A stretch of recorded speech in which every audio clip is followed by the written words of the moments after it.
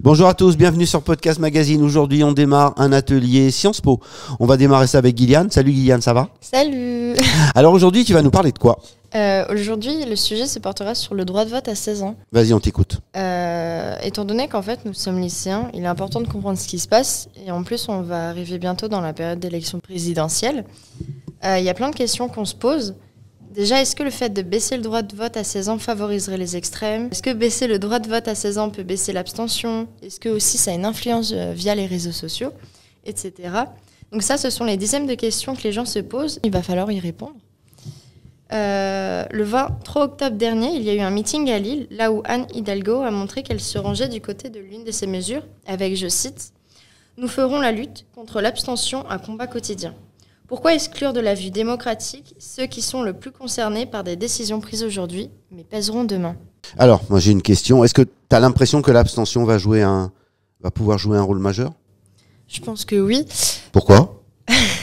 D'après un reportage d'Arte, il y a un philosophe de l'école La Sorbonne à Paris qui s'appelle Pierre-Henri Tavoyot.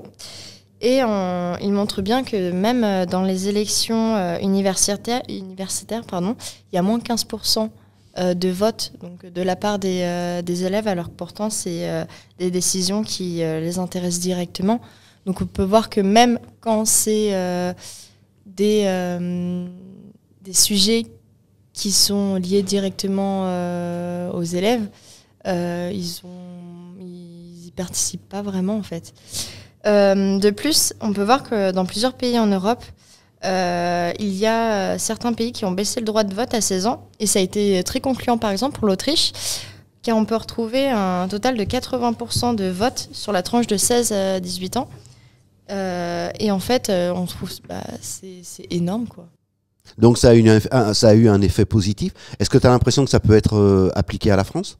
Je suis sceptique par rapport à ça parce qu'on n'a pas la même politique, on n'a pas la même vision des choses, donc dire ça serait un peu chimérique, mais pourquoi pas. Mais cependant, faut pas oublier que le 9 octobre dernier, Jean Castex a rejeté quand même une proposition de loi sur ce fameux droit de vote à 16 ans, parce qu'il remet quand même en cause le risque d'abstention qui est déjà assez forte en général, mais de plus aussi dans les abstentions régionales.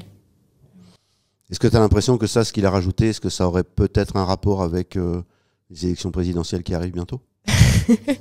Oui, parce que il montre bien que dans son discours que même à partir de 18 ans, il y en a qui veulent pas voter parce qu'ils ne sentent pas la capacité en fait de voter, parce que soit ils se sentent pas représentés dans la politique, ou tout simplement parce qu'ils n'ont pas assez la maturité pour se dire « Oh, je vais voter pour cette personne-là ». Ils ont peut-être pas assez de recul. Et c'est compréhensible parce que, personnellement, je trouve ça quand même assez fort de demander, par exemple, à partir de 16 ans, à un enfant de voter directement, quoi. Personnellement, je baisserais pas le droit de vote à 16 ans parce que je trouve que 18 ans, ça reste quand même un peu juste, mais c'est faisable, alors que 16 ans, on n'a pas assez on peut pas prendre assez de recul parce qu'on peut avoir l'influence des gens de par les réseaux sociaux avec les plusieurs candidats qui se mettent aux réseaux sociaux et du coup qui influencent par leur post ou autre, mais aussi par les parents. Donc c'est très vague en fait. On peut pas déterminer, mais moi personnellement, je pense qu'à 16 ans, c'est pas l'âge pour. C'est trop tôt. Oui, beaucoup trop tôt. Ok, merci Gillian. On va se retrouver très bientôt pour un prochain podcast. À bientôt, bye bye.